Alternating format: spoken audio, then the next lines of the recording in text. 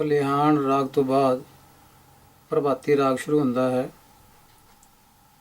ਪਹਿਲਾ ਹੀ ਜੋ ਰਾਗ ਹੈ ਉਹਦੇ ਵਿੱਚ ਪ੍ਰਭਾਤੀ ਤੇ ਨਾਲ ਵਿਵਾਸ ਵੀ ਲਿਖਿਆ ਹੋਇਆ ਹੈ।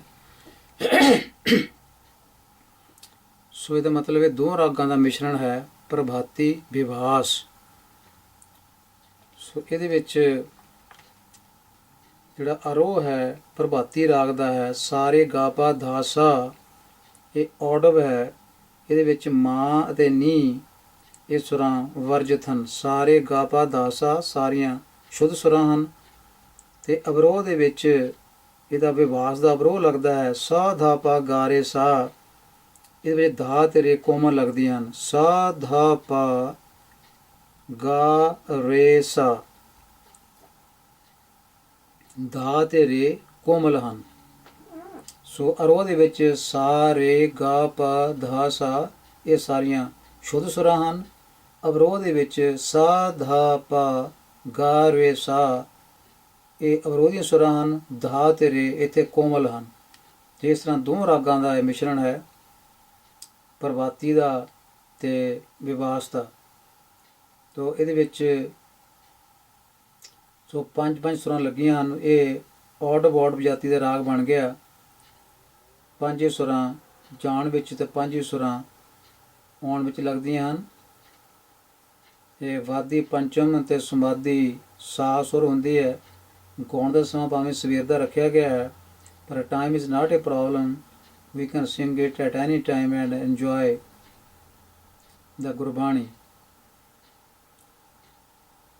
ਤੋ ਇਸ ਤਰ੍ਹਾਂ ਇਸ ਰਾਗ ਦਾ ਅਵਰੋਹ ਆਰੋਹ ਵਾਰ-ਵਾਰ ਵਜਾ ਕੇ ਇਸ ਰਾਗ ਦਾ ਸਰੂਪ ਸਮਝ ਕੇ ਕੋਈ ਨਾ ਕੋਈ ਬੰਦਸ਼ ਬਣਾ ਕੇ ਇਹ ਰਾਗ ਗਾਇਆ ਜਾ ਸਕਦਾ ਹੈ। ਸੋ ਰਾਗ ਦੇ ਰੰਭ ਵਿੱਚ ਮੰਗਲ ਸੰਪੂਰਨ ਰੂਪ ਵਿੱਚ ਲਿਖਿਆ ਗਿਆ ਹੈ, ਜੋ 33 ਵਾਰੀ ਸ੍ਰੀ ਗੁਰੂ ਗ੍ਰੰਥ ਸਾਹਿਬ ਦੇ ਵਿੱਚ ਵਰਤਿਆ ਗਿਆ ਹੈ।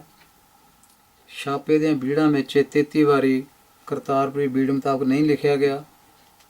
ਕਰਤਾਰਪੁਰੀ ਬੀੜ ਮੁਤਾਬਕ ਇਹ ਕੇਵਲ 33 ਵਿੱਚੋਂ 15 ਵਾਰੀ 18 ਵਾਰੀ ਲਿਖਿਆ ਗਿਆ ਹੈ ਅਤੇ 15 ਵਾਰੀ ਇਹ ਰੌਂਗ ਥਾਂ 'ਤੇ ਲਿਖਿਆ ਹੋਇਆ ਹੈ, ਜੋ ਕਰਤਾਰਪੁਰੀ ਬੀੜ ਦੇ ਮੁਤਾਬਕ ਨਹੀਂ ਹੈ। ਸੋ ਇੱਥੇ ਜੋ ਮੰਗਲ ਹੈ ਇਹ ਕਰਤਾਰਪੁਰੀ ਬੀੜ ਦੇ ਮੁਤਾਬਕ ਲਿਖਿਆ ਹੋਇਆ, ਠੀਕ ਲਿਖਿਆ ਹੋਇਆ। ਜਿਵੇਂ ਜਪਜੀ ਦੇ ਪਹਿਲਾਂ ਲਿਖਿਆ ਸੀ ਇਵੇਂ ਹੀ ਇੱਥੇ ਲਿਖਿਆ ਹੋਇਆ। ਇਹਦਾ ਮਤਲਬ ਹੈ ਮੰਗਲ ਇੱਥੇ ਬਿਲਕੁਲ ਠੀਕ ਲਿਖਿਆ ਗਿਆ ਤੇ ਕਰਤਾਰਪੁਰੀ ਬੀੜ ਦੀ ਲਿਖਾਈ ਦੇ ਮੁਤਾਬਕ ਹੈ। ਸੋ ਕੁੱਲ ਮੰਗਲ 567 ਵਰਤੇ ਗਏ ਹਨ, ਜਿਨ੍ਹਾਂ ਵਿੱਚੋਂ ਕੇਵਲ 72 ਮੰਗਲ ਹੀ ਕਰਤਾਰਪੁਰੀ ਬੀੜ ਮੁਤਾਬਕ ਲਿਖੇ ਗਏ ਹਨ, ਜਿਵੇਂ ਇਹ ਮੰਗਲ ਲਿਖਿਆ ਹੋਇਆ ਹੈ। 495 ਮੰਗਲ ਕਰਤਾਰਪੁਰੀ ਬੀੜ ਦੇ ਮੁਤਾਬਕ ਨਹੀਂ ਲਿਖੇ ਗਏ। ਇਹਨਾਂ ਨੂੰ ਠੀਕ ਕਰਨ ਦੀ, ਇਕਸਾਰ ਕਰਨ ਦੀ ਸ਼੍ਰੋਮਣੀ ਕਮੇਟੀ ਨੇ ਇੱਕ ਵਾਰ ਟਰਾਈ ਕੀਤੀ ਸੀ, ਕੋਸ਼ਿਸ਼ ਕੀਤੀ ਸੀ। ਉਹਨਾਂ ਨੇ ਬੀੜ ਛਾਪਣੀ ਆਰੰਭ ਕਰ ਦਿੱਤੀ ਸੀ ਪਾਤਸ਼ਾਹ ਦੇ ਰੂਪ ਵਿੱਚ, ਕਿਉਂਕਿ ਬਾਜ਼ਾਰ ਵਿੱਚ ਬੀੜਾਂ ਚੱਲ ਰਹੀਆਂ ਸਨ ਪਾਤਸ਼ਾਹ ਦੀ ਕੀਤੀਆਂ ਹੋਈਆਂ। ਸ਼੍ਰੋਮਣੀ ਕਮੇਟੀ ਨੇ ਵੀ ਕਿਹਾ ਵੀ ਚਲੋ ਅਸੀਂ ਵੀ ਛਾਪਦੇ ਹਾਂ ਪਾਤਸ਼ਾਹ ਕੀਤੀ ਹੋਈ ਬੀੜ। ਉਹਨਾਂ ਨੇ ਮੰਗਲ ਕਰਤਾਰਪੁਰੀ ਬੀੜ ਮੁਤਾਬਕ ਕਰਕੇ ਫਿਕਸ ਕਰਕੇ ਬੀੜ ਛਾਪਣੀ ਸ਼ੁਰੂ ਕਰ ਦਿੱਤੀ।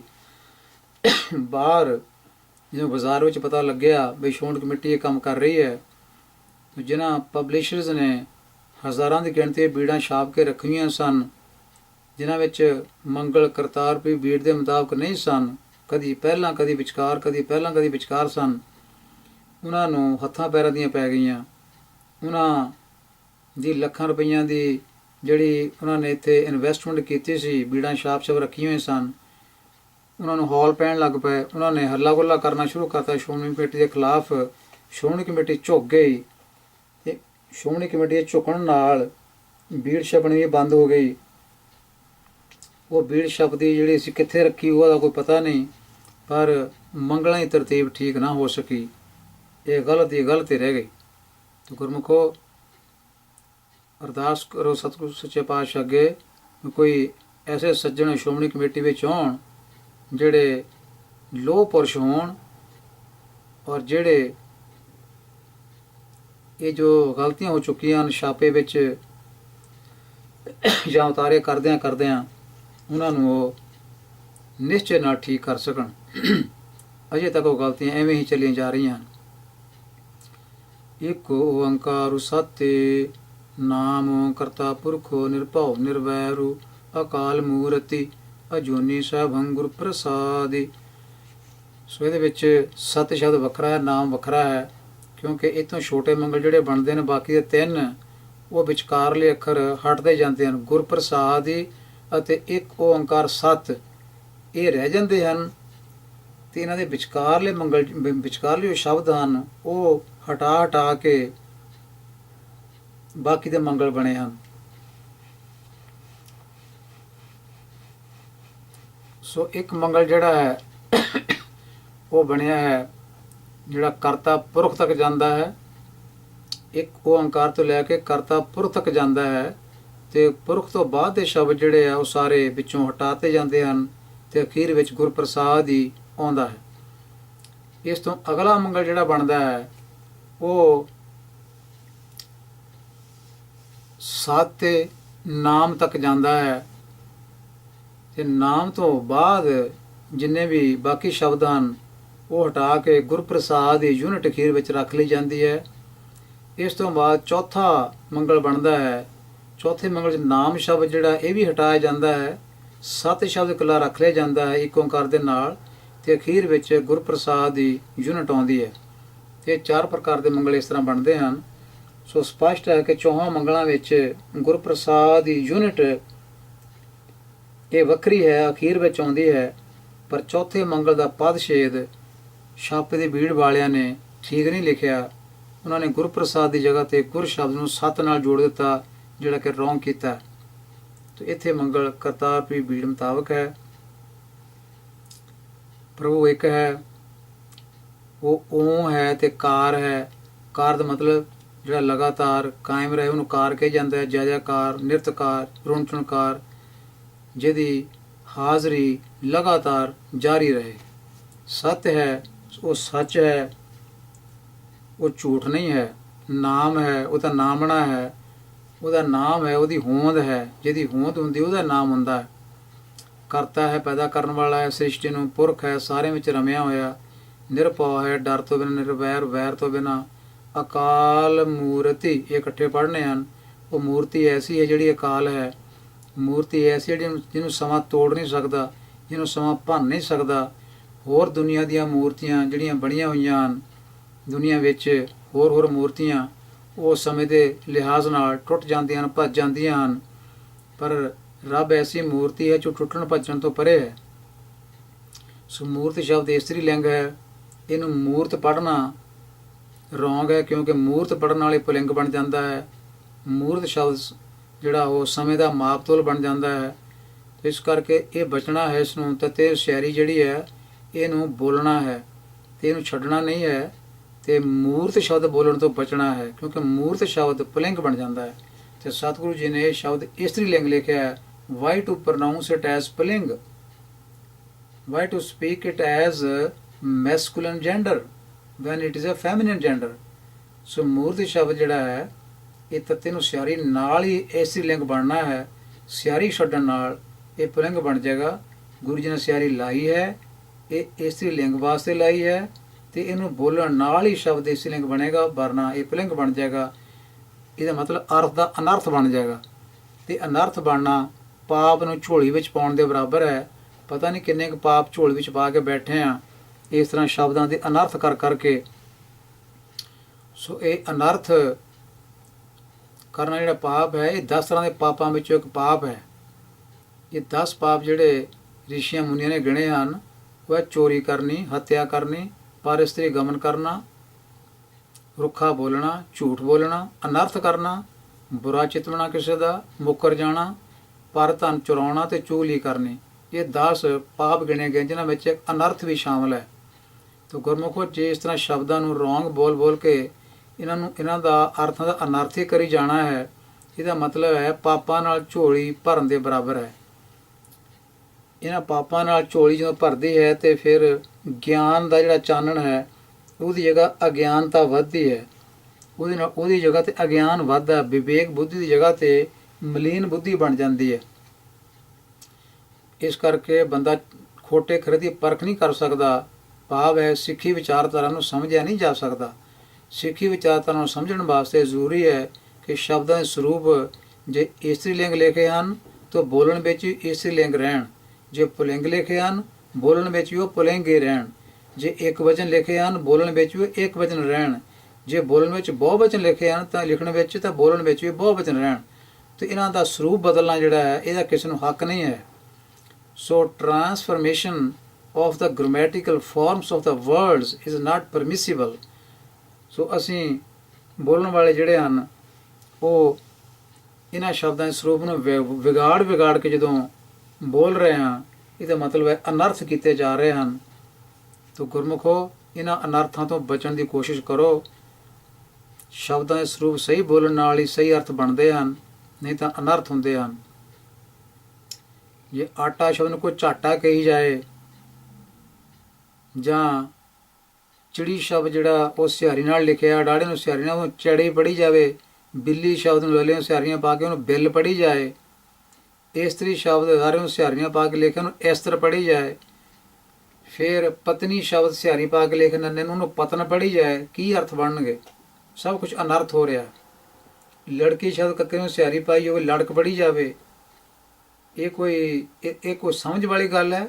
ਇਹ ਬੇਸਮਝੀ ਦੀਆਂ ਗੱਲਾਂ ਹਨ, ਇਹ ਸ਼ਬਦਾਂ ਦੇ ਅਨਰਥ ਕਰਨ ਵਾਲੀਆਂ ਗੱਲਾਂ ਹਨ। ਸੋ ਅਕਾਲ ਮੂਰਤੀ, ਐਸੀ ਮੂਰਤੀ ਜਿਹੜੀ ਅਕਾਲ ਹੈ, ਸਮੇਂ ਦੀ ਮਾਰ ਤੋਂ ਪਰੇ, ਅਜੂਨੀ ਜੂਨਾਂ ਵਿੱਚ ਨਹੀਂ ਆਉਣ ਵਾਲੀ ਹਸਤੀ ਇਹ ਆਪਣੇ ਆਪ ਵਿੱਚ ਹੋਣ ਵਾਲੀ ਹਸਤੀ ਹੈ। ਇਹ ਗੁਰੂ ਦੀ ਕਿਰਪਾ ਨਾਲ ਸਮਝ ਵਿੱਚ ਆਉਣ ਵਾਲੀ ਹਸਤੀ ਹੈ, ਸ਼ਕਤੀ ਹੈ। ਗੁਰ ਦਾ ਸ਼ਬਦ ਦਾ ਮਤਲਬ ਵੱਡਾ ਨਹੀਂ ਹੈ, ਪ੍ਰਸਾਦ ਹੀ ਸ਼ਬਦ ਦਾ ਮਤਲਬ ਦਿਆਲੂ ਕਿਰਪਾਲੂ ਨਹੀਂ ਹੈ। ਤੋ ਜਿਨ੍ਹਾਂ ਗੁਰਮੁਖਾਂ ਨੇ ਜਾਂ ਕਹਿ ਲਓ ਵੀ ਮਹਾਂਪੁਰਸ਼ਾਂ ਨੇ ਪ੍ਰਚਾਰਕਾਂ ਨੇ ਇਸ ਦੇ ਅਰਥ ਕੀਤੇ ਹਨ, ਉਹਨਾਂ ਨੇ ਗੁਰਬਾਣੀ ਵਿਆਕਰਨ ਨੂੰ ਧਿਆਨ ਵਿੱਚ ਨਹੀਂ ਰੱਖਿਆ।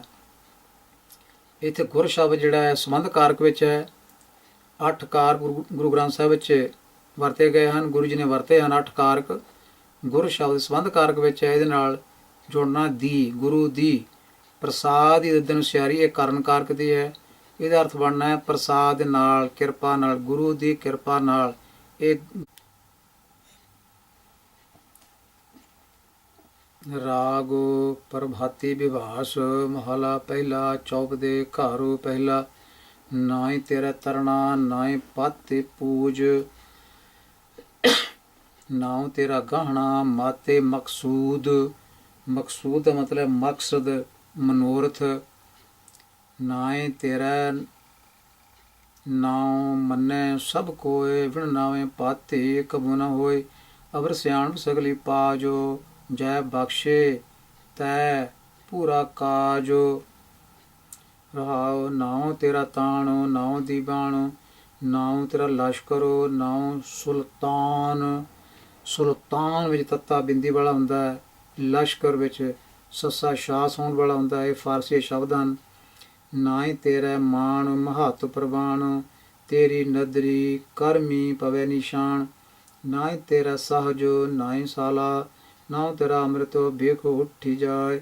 ਨਾ ਹੀ ਤੇਰਾ ਸਾਬੇ ਸੁਖ ਵਸਹਿ ਮਨ ਆਏ, ਬਿਨ ਨਾਵੇਂ ਬਾਧੀ ਚੰਮ ਪੂਰੀ ਜਾਏ। ਨਾਰੀ ਬੇਰੀ ਘਰ ਦਰ ਦੇਸ਼, ਮਨ ਕੀਆਂ ਖੁਸ਼ੀਆਂ ਕੀ ਚੈ ਵੇਸ਼। ਜਾਂ ਸੱਦੇ ਤਾਂ ਢਿਲ ਨਾ ਪਾਏ, ਨਾਨਕ ਕੂੜੋ ਹੋਏ ਜਾਏ। ਨਾਰੀ ਦਾ ਮਤਲਬ ਹੈ ਔਰਤ ਦਾ ਪਿਆਰ, ਔਰਤ ਦਾ ਮੋਹ। ਨਾਰੀ ਬੇਰੀ, ਬੇਰੀ ਦਾ ਮਤਲਬ ਹੈ ਬੇੜੀ ਹੈ, ਬੰਧਨ ਹੈ। ਨਾਰੀ ਬੇਰੀ ਘਰ ਦਰ ਦੇਸ਼, ਦੇਸ਼ ਦਾ ਮਤਲਬ ਹੈ ਜ਼ਮੀਨ, ਮਿਲਕ ਆਦਿਕ। ਸੋ ਨਾਰੀ ਬੇਰੀ ਘਰ ਦਰ ਦੇਸ਼। ਇਸਤਰੀ ਦਾ ਪਿਆਰ ਜਿਹੜਾ ਹੈ ਘਰਾਂ ਅਤੇ ਜੋ ਜਾਇਦਾਦ ਵਗੈਰਾ ਹੈ ਇਹਨਾਂ ਦੀ ਮਾਲਕੀ, ਇਹ ਸਭ ਕੁਝ ਜੀਵ ਦੇ ਪੈਰਾਂ ਦੀਆਂ ਪਈਆਂ ਹੋਈਆਂ ਬੇੜੀਆਂ ਹਨ। ਨਾਰੀ ਬੇਰੀ, ਬੇਰੀ ਮਤਲਬ ਬੇੜੀ। ਸੋ ਬੇਰੀ ਦਾ ਜੇ ਬਿੰਦੀ ਨਾਲ ਪਾਠ ਕਰਾਂਗੇ ਬੇਰੀ ਬਣ ਜਾਏਗਾ, ਇਹ ਬਹੁਵਚਨ ਬਣ ਜਾਏਗਾ ਬੇੜੀਆਂ। ਸੋ ਬੇਰੀ ਬੋਲਣ ਨਾਲ ਅਰਥਾਂ ਦੇ ਨੇੜੇ ਚਲੇ ਜਾਈਦਾ। ਬੇੜੀਆਂ ਪਈਆਂ ਹੋਈਆਂ ਹਨ, ਬੇਰੀ, ਨਾਰੀ, ਬੇਰੀ, ਘਰ, ਦਰ, ਦੇਸ਼। ਸੋ ਘਰਾਂ ਦੀ ਮਲਕੀਅਤ, ਇਸ ਤਰ੍ਹਾਂ ਹੋਰ ਵੀ ਜੋ ਕੁਝ ਜਮ੍ਹਾਂ ਕੀਤਾ ਹੋਇਆ ਹੈ, ਮਾਲਕੀ ਬਣਾਈ ਹੋਈ ਹੈ। ਤੇ ਔਰਤਾਂ ਦੇ ਪਿਆਰ, ਔਰਤਾਂ ਦਾ ਮੋਹ, ਇਹ ਬੇੜੀਆਂ ਪਈਆਂ ਹੋਈਆਂ ਹਨ। ਮਨ ਕੀਆਂ ਖੁਸ਼ੀਆਂ ਕੀਚੈਂ ਵੇਸ਼, ਜੋ ਇਸ ਨੂੰ ਸਹੀ ਜੀਵਨ ਵਿੱਚ ਤੁਰ ਨਹੀਂ ਦਿੰਦੀਆਂ ਇਹ ਬੇੜੀਆਂ। ਸੋ ਮਨ ਦੀਆਂ ਖੁਸ਼ੀਆਂ ਵਾਸਤੇ ਕਈ ਕਿਸਮ ਦੇ ਪਹਿਰਾਵੇ ਬਣੇ ਹੋਏ ਹਨ। ਮਨ ਕੀਆਂ ਖੁਸ਼ੀਆਂ ਕੀਚੈਂ ਵੇਸ਼, ਕਈ ਤਰ੍ਹਾਂ ਦੇ ਪਹਿਰਾਵੇ ਕਰ ਕਰਕੇ। ਇਸ ਤਰ੍ਹਾਂ ਦੀਆਂ ਖੁਸ਼ੀਆਂ ਜਿਹੜੀਆਂ ਨੇ ਪਹਿਰਾਵੇ ਵਾਲੀਆਂ, ਇਹ ਵੀ ਬੇੜੀਆਂ ਹਨ। ਜਾਂ ਸੱਦੇ ਤਾਂ ਢਿੱਲ ਨਾ ਪਾਏ, ਜਦੋਂ ਪ੍ਰਭੂ ਮੌਤ ਦਾ ਸੱਦਾ ਭੇਜਦਾ ਹੈ ਤਾਂ ਫਿਰ ਉਹਦੇ ਅੱਗੇ ਫਿਰ ਕੋਈ ਢਿੱਲ ਨਹੀਂ ਹੋ ਸਕਦੀ। ਤੇ ਸਤਿਗੁਰੂ ਸਮਝ ਤੋਂ ਪੈਂਦੀ ਹੈ, ਝੂਠੇ ਪਦਾਰਥਾਂ ਦਾ ਜਿਹੜਾ ਸਾਥ ਹੈ ਇਹ ਝੂਠਾ ਹੀ ਨਿਕਲਦਾ ਹੈ। ਉਦੋਂ ਪਤਾ ਲੱਗਦਾ ਹੈ ਕਿ ਸਾਰਾ ਕੁਝ ਇੱਥੇ ਰਹਿ ਗਿਆ, ਸਭ ਕੁਝ ਛੱਡ ਕੇ ਚੱਲੇ ਹਾਂ, ਝੂਠੇ ਪਦਾਰਥ ਦਾ ਮੋਹ ਝੂਠਾ ਰਹਿ ਗਿਆ, ਪ੍ਰਭੂ ਦਾ ਨਾਮ ਉਹਦੇ ਨਾਲ ਚਿੱਤ ਨਹੀਂ ਜੋੜਿਆ, ਇਹਨਾਂ ਬੇੜੀਆਂ ਵਿੱਚ ਹੀ ਬੱਝੇ ਰਹੇ। ਪ੍ਰਭਾਤੀ ਮਹਲਾ ਪਹਿਲਾ। ਤੇਰਾ ਨਾਮ ਰਤਨ ਕਰਮ ਚਾਨਣ, ਸੁਰਤਿ ਤਿਥੈ ਲੋਏ, ਅੰਧੇਰ ਅੰਧੀ ਵਾਪਰੈ ਸਗਲ ਲੀਚੈ ਕੋਏ, ਇਹੋ ਸੰਸਾਰ ਸਗਲ ਵਿਕਾਰ, ਤੇਰਾ ਨਾਮ ਦਾਰੂ ਅਵਰ ਨਾਸਤੀ, ਕਰਨਹਾਰ ਅਪਾਰ ਰਹਾਉ। ਨਾਸਤੀ ਸ਼ਬਦ ਜਿਹੜਾ ਇਹ ਬਣਦਾ ਨਾ ਜਮਾ ਅਸਤੀ ਤੋਂ, ਇਹਦਾ ਮਤਲਬ ਨਹੀਂ ਹੈ। ਤੇਰਾ ਨਾਮ ਦਾਰੂ ਅਵਰ ਨਾਸਤੀ, ਹੋਰ ਨਹੀਂ ਹੈ ਕੋਈ, ਹੋਰ ਕੋਈ ਕਰਨਹਾਰ ਉਪਾਰ ਨਹੀਂ, ਤੇਰਾ ਨਾਮ ਹੀ ਦਾਰੂ ਹੈ। ਨਾਸਤੀ ਮੈਨੇ ਹੋਰ ਨਹੀਂ ਹੈ, ਨਾ ਅਸਤੀ ਨਹੀਂ ਹੈ, ਅਵਰ ਮੈਨੇ ਹੋਰ। ਰਹੋ ਪਾਤਾਲ ਪੁਰੀਆਂ ਏਕ ਭਾਰ ਹੋਵੈ, ਲੱਖ ਕਰੋੜੀ ਤੇਰੇ ਲਾਲ ਕੀਮਤੀ ਤਾਂ ਪਵੈ, ਜਾਂ ਸਿਰੈ ਹੋਵਹਿ ਹੋਰੀ, ਦੁੱਖਾਂ ਤੇ ਸੁਖ ਉਪਜੈ, ਸੁਖੀ ਹੋਵੈ ਦੁਖ, ਜਿਤ ਮੁਖ ਤੂੰ ਸਾ ਲਾਈ ਹੈ, ਤਿਤ ਮੁਖ ਕੈਸੀ ਭੂਖ, ਨਾਨਕ ਮੂਰਖ ਏਕ ਤੂੰ, ਨਾਨਕ ਮੂਰਖ ਏਕ ਤੂੰ, ਅਵਰ ਭਲਾ ਸੰਸਾਰ, ਜਿਤ ਤਾਨੇ ਨਾਮ ਨਾ ਉਪਜੈ, ਸੇ ਤਨ ਹੋਹਿ ਖ਼ੁਆਰ। ਖ਼ੁਆਰ ਖਾ ਅਰਬੀ ਫਾਰਸੀ ਧੁਨੀ ਹੈ। ਨਾਨਕ ਸ਼ਬਦ ਸੰਬੋਧਨ ਕਾਰਕ ਵਿੱਚ ਹੈ। ਸੰਬੋਧਨ ਕਾਰਕ ਜਿਹਨੂੰ ਵੋਕੇਟਿਵ ਕੇਸ ਕਿਹਾ ਜਾਂਦਾ, 8 ਕਾਰਕਾਂ ਵਿੱਚੋਂ ਕਾਰਕ ਹੈ ਸੰਬੋਧਨ ਕਾਰਕ। 8 ਕਾਰਕ ਵਰਤੇ ਗਏ ਹਨ। ਸੋ ਨਾਨਕ ਸ਼ਬਦ ਸੰਬੋਧਨ ਕਾਰਕ ਵਿੱਚ ਹੈ। ਇਹ ਨਾਨਕ ਆਖ ਕਿ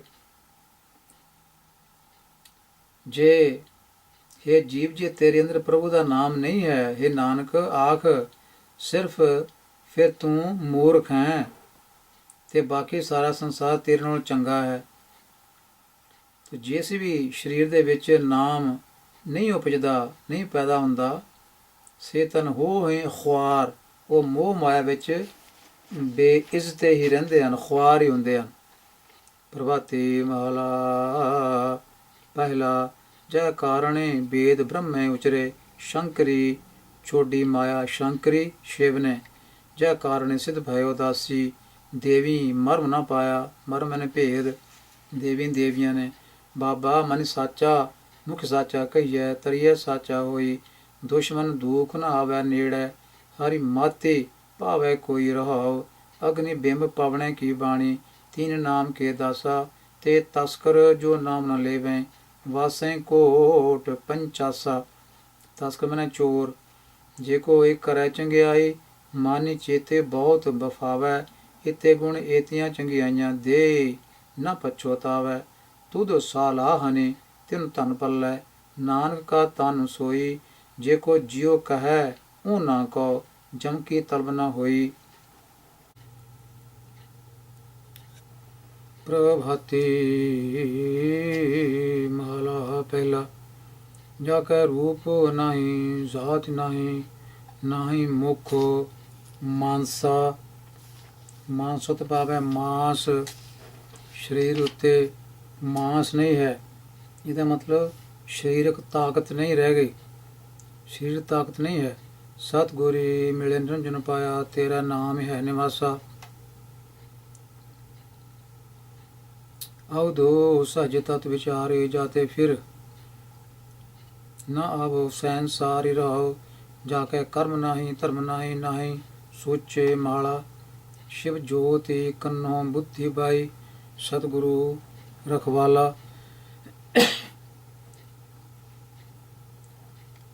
शिव ज्योति का मतलब है प्रभु दी जोत।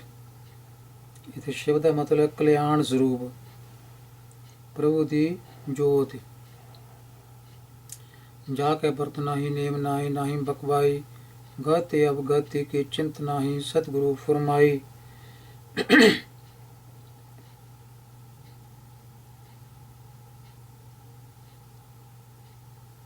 बकवाई का मतलब है व्यर्थ बोलना, व्यर्थ वचन। जाके आस नाही निराश नाही, चित्त सुरति समझाई। तंत को परम तंत मिलिया, नानका बुद्धि पाई। प्रभाती महला पहला। शुरू विच प्रभाती विभास राग आया सी, जदों ये राग शुरू होया ते हुण प्रभाती इकल्ला प्रभाती राग ही चल रहा है। प्रभाती विभास वो मिक्स राग सी, प्रभाती ते विभास दो रागां तो बनिया सी। ये प्रभाती राग है, इंडिपेंडेंट राग है। सो इस राग दी सुरां बारे विचार कर लेंदे हां।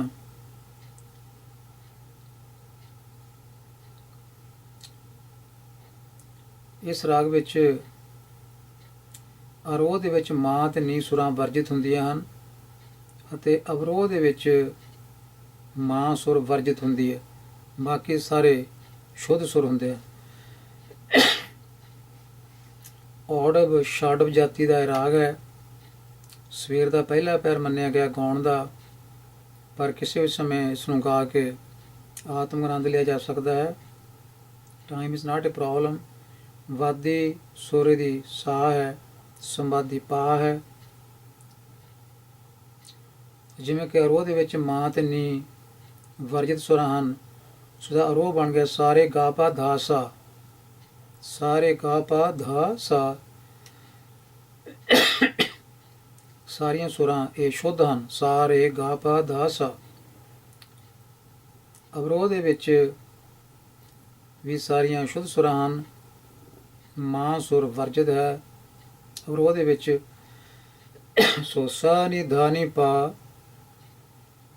इस तरह का अवरोह बनता सा नी धा नी पा गा रे सा।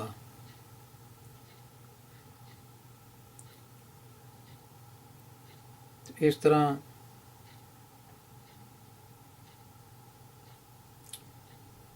इसका अरोह ते अवरोह गा के इसका स्वरूप समझा जा सकता है। मुख अंग दियां कुछ सुरां हन। पा पा सा, सा तार सप्तक वाला है। नी धा नी पा,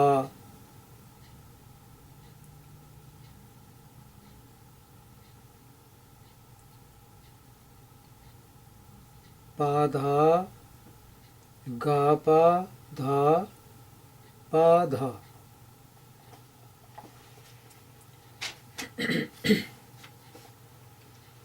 सो ये है प्रभाती राग, यदि सुरां। प्रभाती महला पहला। ता का कहा दर परवान, बेखो अमृत दुई समकारी जान।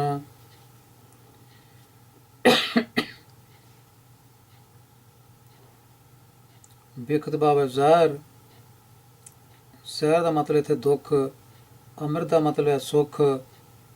सो बेख अमृत का मतलब जहर अते अमृत दुख अते सुख।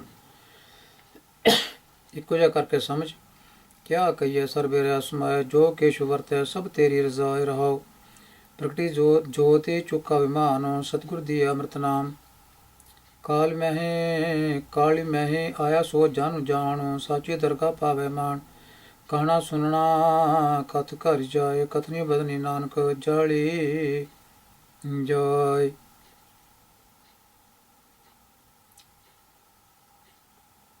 जल जैत भाव सड़ जाता है, व्यर्थ जाता है। बदनी बोलना, कथनी कहना।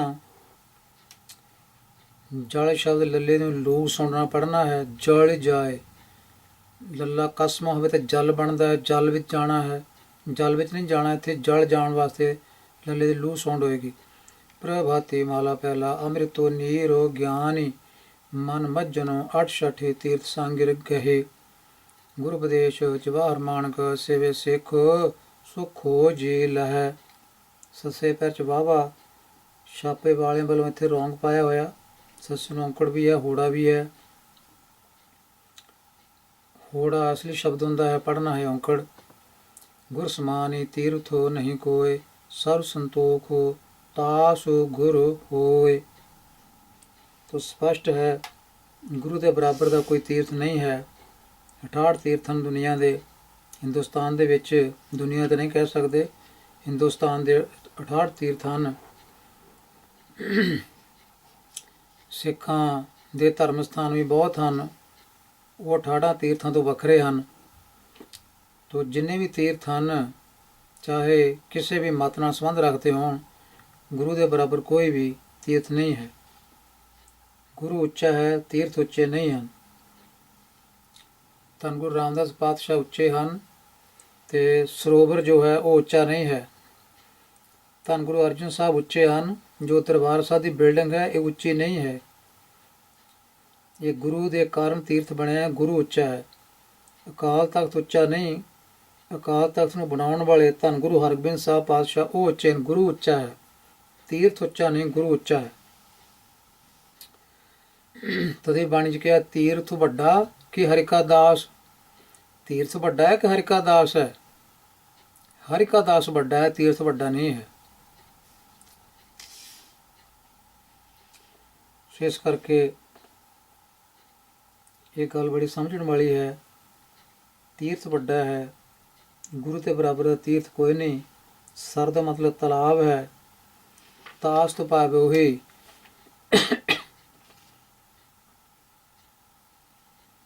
सो गुरु के बराबर का कोई तीर्थ नहीं है। सर संतोख तास गुरु होए, वो गुरु ही जड़ा संतोख रूप सरोवर है। संतोख सर, सर संतोख ने संतोख सर एक धरती ते बनया सरोवर, वो गल नहीं की इत्थे। धन गुरु नानक पातशाह की बाणी है, सर संतोख, संतोख सर। धन गुरु नानक पातशाह वेले कोई संतोख सर नहीं सी बनया। जिमें हुण कोई अमृतसर में सरोवर बनया होया, इस सर संतोख का मतलब संतोख रूपी सरोवर। वो गुरु ही संतोख रूपी सरोवर है। गुरु के बराबर का हो कोई तीर्थ नहीं। इस गल को ध्यान में रखिए। तो धन गुरु तेग बहादुर साहब पातशाह जिन्हां बारे एक रचना कहती है, कोई तीर्थों से इशनान करन गए, वो त्रिवेणी के स्थान पर भी गए, दान पुण्य किए। गुरमुखो वो रचना कि इन्हां पंक्तियां मूहरे ठहर सकती है? इन्हां पंक्तियां दे ज्ञान के अगे की वो रचना ठहर सकती है? बिल्कुल नहीं ठहर सकती। पर सिखां ने उन्होंने पकड़िया होया है, लत्तां तो पकड़िया होया है, बाहां तो पकड़िया है, उन्होंने ठहराया होया है। सिखां ने उसनूं फड़िया होया है। गुरु जी कहते हैं कि वो रचना ठहर नहीं सकती सिखां दे कोल। सिखां दे इकट्ठ विच रचना टिक नहीं सकती, पर सिखां ने उसनूं फड़ के टिकाया होया, फड़ के टिकाया होया, जान नहीं दे रहा। हुण तुसीं कहोगे रचना किहड़ी है ऐसी जिहड़ी सिखां ने फड़ के टिकाई हुई है, तो गुरु जी मंनदे नहीं। गुरु जी तो कहते हैं भी गुरु के बराबर तीर्थ कोई है ही नहीं। जे गुरु ही तीर्थों पर इशनान करन जा रहा है, तो फिर इन्हां पंक्तियां की कितनी बेकदरी हो रही है जिहड़ियां गुरु ग्रंथ साहिब 'च लिखियां हुई। जे गुरु खुद ही तीर्थों पर जाकर इशनान कर रहा, कोई रचना दिखाल रही है, कह रही है, तो सिखो ਜਿਹਨੂੰ ਤੁਸੀਂ ਮੱਥਾ ਟੇਕਦੇ ਹੋ, ਇਸ ਗੁਰੂ ਦੇ ਜਿਹੜੇ ਉਪਦੇਸ਼ ਨੇ ਉਹਨਾਂ ਨੂੰ ਕੀ ਕਰੋਗੇ? ਫਿਰ ਕਿੱਥੇ ਲਾਗੂ ਕਰੋਗੇ ਉਹਨਾਂ ਨੂੰ?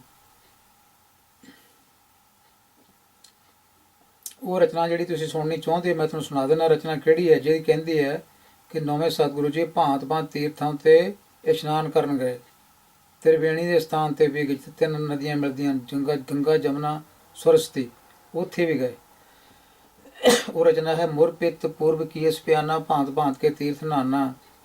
जब भी जा त्रिवेणी पै पुन दान दिन करत पै बितए तही प्रकाश मारा पैओ पटना शहर विखे भव लिओ। ਗੁਰਮੁਖ ਕੀ ਰਚਨਾ, ਇਹ ਰਚਨਾ ਜਿਹੜੀ ਤੁਸੀਂ ਫੜੀ ਨਹੀਂ ਹੈ ਕਿ ਤੁਸੀਂ ਇਸ ਨੂੰ ਫੜ ਕੇ ਨਹੀਂ ਬੈਠੇ। ਇਹ ਸਤਿਗੁਰੂ ਦੀ ਬਾਣੀ ਕਹਿੰਦੀ ਹੈ, ਇਹ ਰਚਨਾ ਇਹਨਾਂ ਪੰਕਤੀਆਂ ਅੱਗੇ ਟਿਕ ਨਹੀਂ ਸਕਦੀ, ਇਹਨਾਂ ਅੱਗੇ ਠਹਿਰ ਨਹੀਂ ਸਕਦੀ। ਪਰ ਗੁਰਸਿੱਖੋ, ਤੁਸੀਂ ਇਹ ਰਚਨਾ ਨੂੰ ਫੜ ਕੇ ਟਿਕਾਇਆ ਨਹੀਂ, ਤੁਸੀਂ ਇਸ ਰਚਨਾ ਨੂੰ ਖਿੱਚ ਕੇ ਰੱਖਿਆ ਨਹੀਂ ਆਪਣੇ ਵੱਲ। ਹੁਣ ਕਹੋਗੇ ਕਿੱਦਾਂ ਟਿਕਾਇਆ? ਜਦੋਂ 10ਵੇਂ ਪਾਤਸ਼ਾਹ ਧੰਨ ਗੁਰੂ ਗੋਬਿੰਦ ਸਿੰਘ ਪਾਤਸ਼ਾਹ ਜੀ ਦਾ ਪ੍ਰਕਾਸ਼ ਦਿਹਾੜਾ ਹੁੰਦਾ, ਉਸ ਵੇਲੇ ਕੀ ਰਚਨਾ ਤੁਸੀਂ ਇਹ ਸੁਣਦੇ ਨਹੀਂ? ਕੀ ਰਾਗੀ ਰਚਨਾ ਪੜ੍ਹਦੇ ਨਹੀਂ? ਕਿ ਸੰਗਤ ਵਿੱਚੋਂ ਵੀ ਕੋਈ ਜਿਹਨਾਂ ਨੇ ਸਿੱਖਿਆ ਹੋਇਆ ਸ਼ਬਦ ਉਹ ਪੜ੍ਹਦੇ ਨਹੀਂ, ਰਚਨਾ ਪੜ੍ਹਦੇ ਨਹੀਂ? ਇਹ ਤੋ ਇਹ ਰਚਨਾ ਜਿਹੜੀ ਹੈ, ਇਹ ਕਹਿੰਦੀ ਹੈ ਕਿ ਨੌਵੇਂ ਪਾਤਸ਼ਾਹ ਤੀਰਥਾਂ 'ਤੇ ਇਸ਼ਨਾਨ ਕਰਨ ਗਏ। ਹੁਣ ਤੁਸੀਂ ਕਹੋਗੇ ਇਹ ਰਚਨਾ ਲਿਖੀ ਕਿਹਨੇ ਨੇ? ਇਹ ਤੁਹਾਡੇ ਗਲ ਵਿੱਚ ਤਾਂ ਇਹ ਮੰਤਰ ਪੜ੍ਹ ਕੇ ਪਾਇਆ ਬ੍ਰਾਹਮਣਵਾਦੀਆਂ ਨੇ ਕਿ ਗੁਰੂ ਗੋਬਿੰਦ ਸਿੰਘ ਪਾਤਸ਼ਾਹ ਨੇ ਲਿਖੀ ਹੈ, ਔਰ ਤੁਸੀਂ ਤਾਂ ਹੀ ਇਹਨੂੰ ਫੜ ਕੇ ਰੱਖਿਆ ਹੈ। ਇਹ ਭੁਲੇਖਾ ਹੈ ਤੁਹਾਡੇ ਮਨਾਂ ਵਿੱਚ, ਪਤਾ ਨਹੀਂ ਕਦੋਂ ਨਿਕਲਣਾ ਹੈ। ਇਹ ਰਚਨਾ ਬ੍ਰਾਹਮਣਵਾਦੀਆਂ ਨੇ ਲਿਖੀ ਹੋਈ ਹੈ। ਬ੍ਰਾਹਮਣਵਾਦੀਆਂ ਨੇ ਇਸ ਕਰਕੇ ਲਿਖੀ ਹੈ, 10ਵੇਂ ਪਾਤਸ਼ਾਹ ਦਾ ਨਾਮ ਲਿਖ ਕੇ ਉੱਤੇ ਦਸ਼ ਗ੍ਰੰਥ ਵਿੱਚ ਲਿਖੀ ਹੋਈ ਹੈ। ਇਸ ਕਰਕੇ ਲਿਖੀ ਹੈ ਕਿ ਤੁਹਾਨੂੰ ਬੁੱਧੂ ਬਣਾਇਆ ਜਾਵੇ, ਔਰ ਤੁਹਾਡੇ ਗੁਰੂ ਨੂੰ ਪਹਿਲਾਂ ਤੀਰਥਾਂ ਉੱਪਰ ਜਾ ਕੇ ਇਸ਼ਨਾਨ ਕਰਾਇਆ ਜਾਵੇ। ਉਹ ਤੋਂ ਬਾਅਦ ਰੀਸੋ ਰੀਸੀ ਤੁਸੀਂ ਸਿੱਖ ਜਿਹੜੇ ਇਹ ਵੀ ਤੀਰਥਾਂ ਉੱਪਰ, ਹਿੰਦੂਆਂ ਤੀਰਥਾਂ ਜਾ ਕੇ ਇਸ਼ਨਾਨ ਕਰੋਗੇ। ਉਹ ਰਚਨਾ ਤੁਹਾਡੇ ਗਲ 'ਚ ਤਾਂ ਪਾਈ ਹੈ ਗੁਰਸਿੱਖੋ। ਫਿਰ 10ਵੇਂ ਪਾਤਸ਼ਾਹ ਵੱਲੋਂ ਰਚਨਾ ਤੁਸੀਂ ਮੰਨ ਰਹੇ ਹੋ 10ਵੇਂ ਪਾਤਸ਼ਾਹ ਨੇ ਲਿਖੀ ਹੈ। ਹੁਣ ਆਹ ਜਿਹੜੀਆਂ ਪੰਕਤੀਆਂ ਤੁਹਾਡੇ ਸਾਹਮਣੇ ਹਨ, ਇਹ ਪੰਕਤੀਆਂ, ਇਹਨਾਂ ਦਾ ਅਸਰ ਜਿਹੜਾ ਹੈ, ਕੀ 10ਵਾਂ ਪਾਤਸ਼ਾਹ ਇਹਨਾਂ ਦੇ ਉਲਟ ਜਾ ਸਕਦੇ ਸਨ? ਕੀ 10ਵਾਂ ਪਾਤਸ਼ਾਹ ਇਹਨਾਂ ਪੰਕਤੀਆਂ ਦੀ ਅਣਦੇਖੀ ਕਰਕੇ ਉਹ ਰਚਨਾ ਜਿਹੜੀ ਹੈ ਉਹ ਲਿਖ ਸਕਦੇ ਸਨ? ਅਗਿਆਨਤਾ ਦਾ ਘੁੱਪ ਹਨੇਰਾ ਸਿੱਖਾਂ ਵਿੱਚ ਛਾਇਆ ਪਿਆ ਹੈ। ਇੱਥੇ ਭਗਤ ਰਵਿਦਾਸ ਜੀ ਦੀ ਬਾਣੀ ਦੀਆਂ ਇਹ ਪੰਕਤੀਆਂ ਗੁਰੂ ਗ੍ਰੰਥ ਸਾਹਿਬ ਜੀ ਦੀਆਂ ਪੂਰੀਆਂ ਟੁਕਦੀਆਂ ਹਨ। ਮਾਧੋ ਅਵਿਦਿਆ ਹਿਤ ਕੀਨ, ਵਿਦਿਆ ਹਿਤ ਕੀਨ। ਇਹਨਾਂ ਲੋਕਾਂ ਨੇ ਤਾਂ ਅਨਪੜ੍ਹਤਾ ਨਾਲ ਪਿਆਰ ਪਾਇਆ ਹੋਇਆ, ਅਵਿਦਿਆ ਨਾਲ ਪਿਆਰ ਪਾਇਆ ਹੋਇਆ। ਇਹਨਾਂ ਕੋਲੋਂ ਵਿਦਿਆ ਬੜੇ ਦੂਰ ਦੌੜਦੀ ਹੈ। ਜਿਹੜੇ ਪੜ੍ਹੇ ਲਿਖੇ ਲੋਕ ਹਨ ਉਹਨਾਂ ਨੂੰ ਇਹ ਠੁੱਡੇ ਵੀ ਮਾਰਦੇ ਹਨ। ਵਿਦਿਆ ਨਾਲ ਕੋਈ ਇਹਨਾਂ ਦਾ ਪਿਆਰ ਨਹੀਂ ਹੈ। ਵਿਦਿਆ ਸੱਚ ਸਿਖਾਉਂਦੀ ਹੈ, ਸੱਚ ਦੀ ਗੱਲ ਕਰਦੀ ਹੈ, ਕਿਉਂਕਿ ਇੱਥੇ ਅਗਿਆਨਤਾ ਦਾ ਆਲਮ ਹੈ ਇਹਨਾਂ ਦੇ ਮਨਾਂ ਵਿੱਚ, ਇਸ ਕਰਕੇ ਸੱਚ ਨੂੰ ਠੇਡੇ ਮਾਰਦੇ ਹਨ। ਮਾਧੋ ਅਵਿਦਿਆ ਹਿਤ ਕੀਨ, ਵਿਵੇਕ ਦੀਪ ਮਲੀਨ।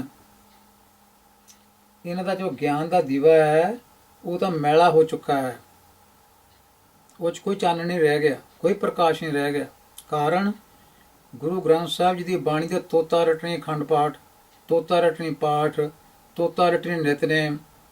ਗੁਰਬਾਣੀ ਦੇ ਸ਼ਬਦਾਂ ਦੀ ਕੋਈ ਵਿਚਾਰ ਨਹੀਂ, ਕੋਈ ਸਮਝ ਨਹੀਂ।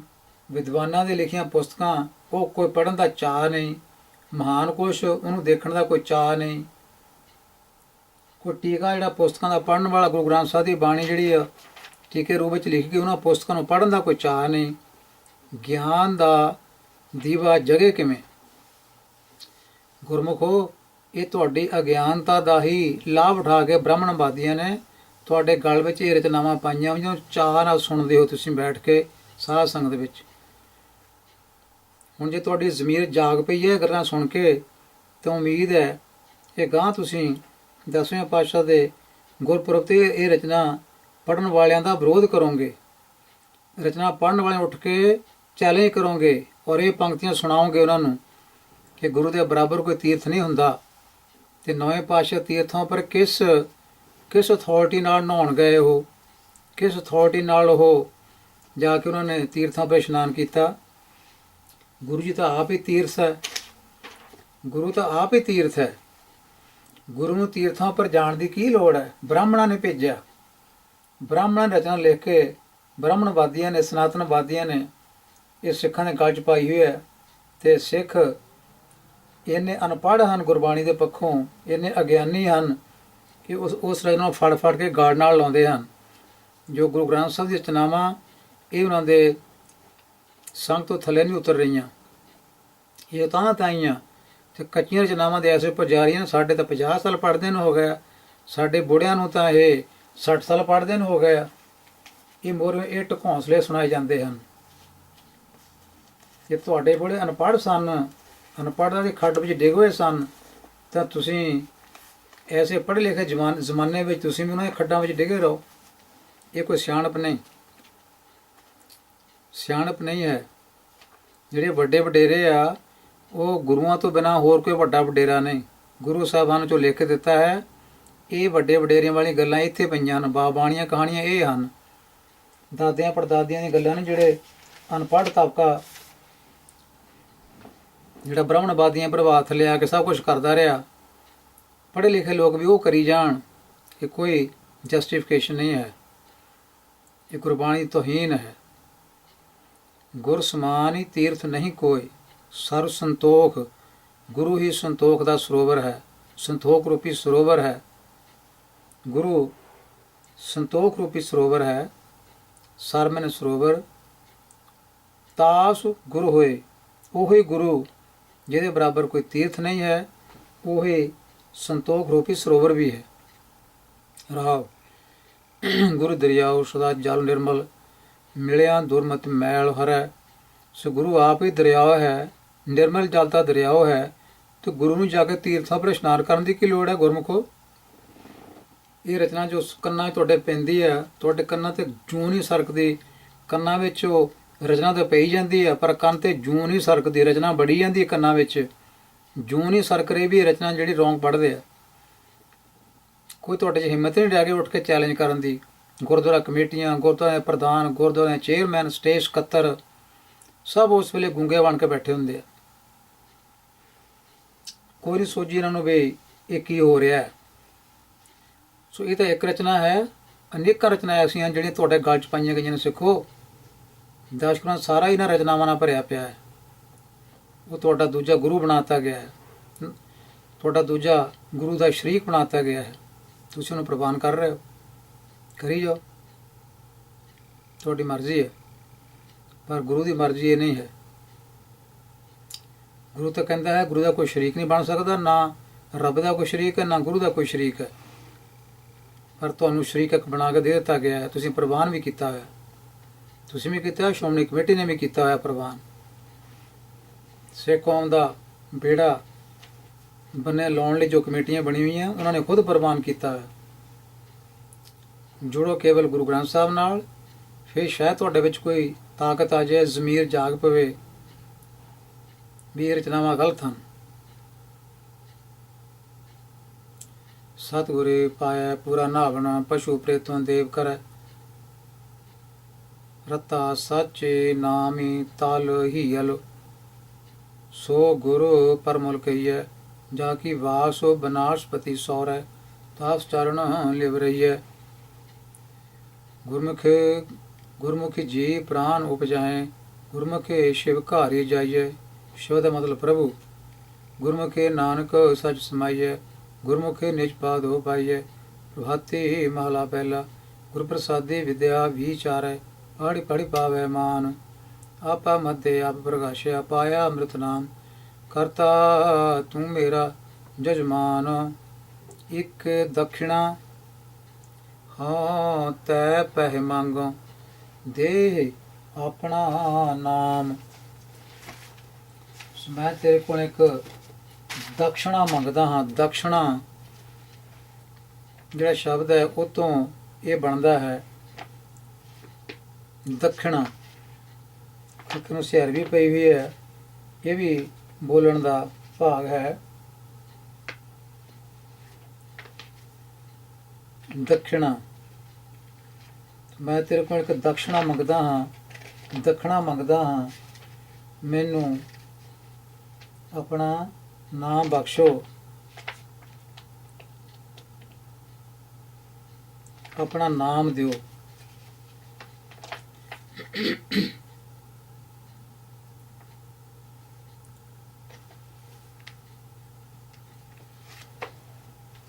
ਇਸ ਕਰਕੇ ਕਰਤਾ ਤੂੰ ਮੇਰਾ ਜਜਮਾਨ, ਜਜਮਾਨ ਹੁੰਦਾ ਦਾਤਾ, ਦਾਤਾ।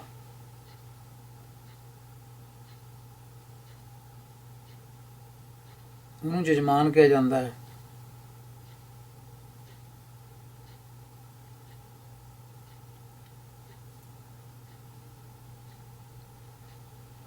ਸੋ ਮੈਂ ਤੇਰੇ ਕੋਲ ਕੇਵਲ ਇਹੀ ਦਾਨ ਮੰਗਦਾ, ਆਪਣਾ ਨਾਮ ਬਖਸ਼ੋ। ਰਹਾਓ। ਪੰਜ ਤਸਕਰ ਧਾਵਤ ਰਾਖੇ, ਚੂਕਾ ਮਨ ਵਿਮਾਨ, ਦਿਸ਼ਟੀ ਵਿਕਾਰੀ ਦੁਰਮਤੀ, ਭਾਗੀ ਐਸਾ ਬ੍ਰਹਮ ਗਿਆਨ। ਜਦ ਸਾਤੋ ਚਾਵਲ ਦਇਆ ਕਣਕਕਾਰੀ, ਪ੍ਰਾਪਤੀ ਪਾਤੀ ਧਾਨ, ਦੂਧ ਕਰਮ ਸੰਤੋਖ ਹੋ ਘੀਓ ਕਾਰੇ, ਐਸਾ ਮੰਗੋ ਦਾਨ। ਖਿਮਾ ਧੀਰ ਜੋ ਕਾਰੇ ਗਊ ਲਵੇਰੀ, सहजे बछरा खीर रूपिय, सिफते शर्म का कपड़ा मांगो, हरि गुण नानक रब तो रह। प्रभाती महला पहला, आबद के नन राख्या, जाब तो क्यों राख्या जाए, जिसते हो सोई पर जाने, जाओ सी माहि समाए। तू है वाह तेरी रजाए, जो के छो करें सोई पर होए बा, आबर न करना जाए। राव जैसे हर हट की माला टिंड लगत है, एक सखनी और फेर भरियत है, तैसो ही एव खेल हो खसम का, ज्यों उसकी वड्याई।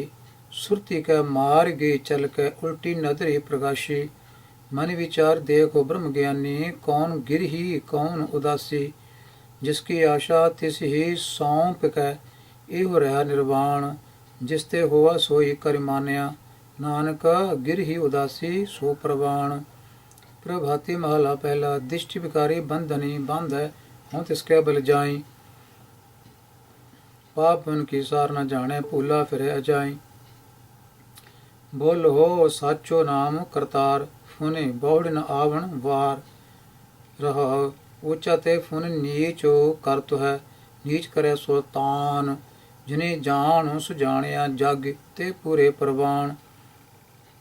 ता कौ समझावन जाइए, जो कोई भूला होई, आपे खेल करे सब करता है, सब बुझे कोई। नाम प्रभाता है शब्द ध्याइयै, छोड़ो धुनी प्रीता, प्रणत नानक दास निंदासा, जागे हारिया तेने जीता।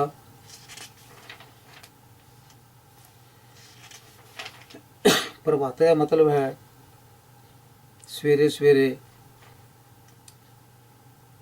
प्रभात का मतलब सवेरा। नाम प्रभात है शब्दी, शब्द द्वारा। सो सवेरे उठ के गुरु के शब्द विच जुड़ना ते नाम जो यादां विच बसाउणा चाहिदा है। छोड़ो दुनी प्रीता, माया दा मोह त्याग के, मोह माया विचों निकल के, दुनिया दीयां प्रीतां जिहड़ियां हन मोह माया दीयां छड्ड के, दासन दासा दासां दा दास प्रणवत मैंने बेनती करता है,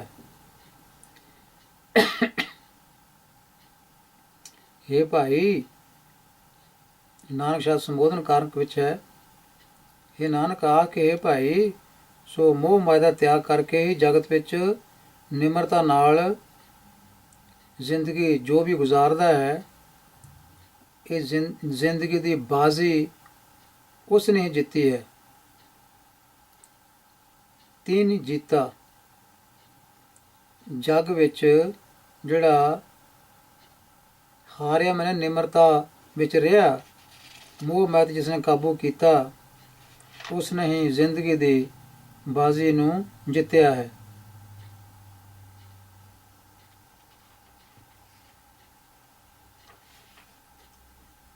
जागी शब्द का मतलब है जग विच, गग्गे नूं सियारी है, ये अधिकरण कारक दी है।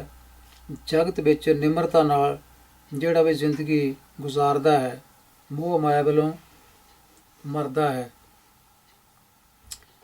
ਪ੍ਰਭਾਤੀ ਮਹਲਾ ਪਹਿਲਾ। ਮਨ ਮਾਇਆ ਮਨ ਧਾਇਆ ਮਨ ਪੰਖੀ ਆਕਾਸ਼ ਤਸਕਰ ਸ਼ਬਦੀ ਨਿਵਾਰਿਆ ਨਗਰ ਬੁੱਠਾ ਸ਼ਾਬਾਸ਼ ਜਾਂ ਤੂੰ ਰੱਖੇ ਰਾਖੇ ਲੈ ਹੈ ਸਾਬਤ ਹੋਵੇ ਰਾਸ਼।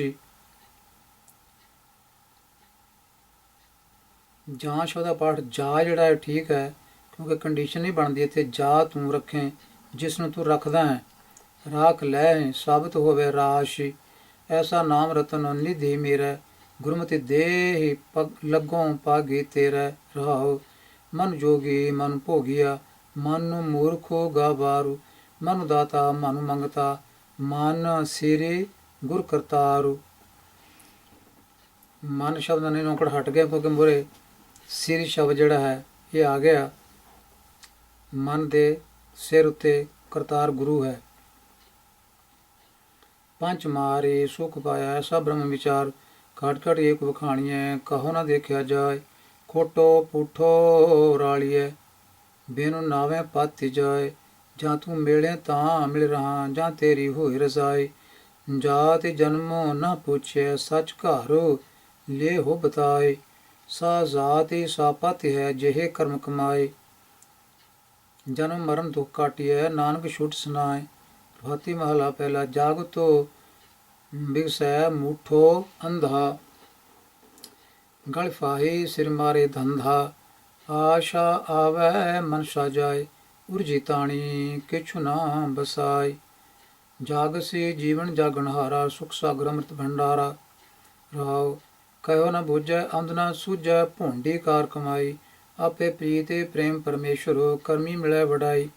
ਦਿਨ ਦਿਨ ਆਵੈ ਤਿਲ ਤਿਲ ਛੀਜੈ ਮਾਇਆ ਮੋਹ ਘਟਾਈ। ਬਿਨ ਗੁਰ ਬੂਢੋ ਠੌਰ ਨ ਪਾਵੈ ਜਬ ਲਗ ਦੂਜੀ ਰਾਈ। ਆਹੀ ਨਿਸ਼ੇ ਜੀਆਂ ਦੇਖ ਸੰਭਾਲੈ ਸੁਖ ਦੁਖ ਪੁਰ ਬੇ ਕਮਾਈ।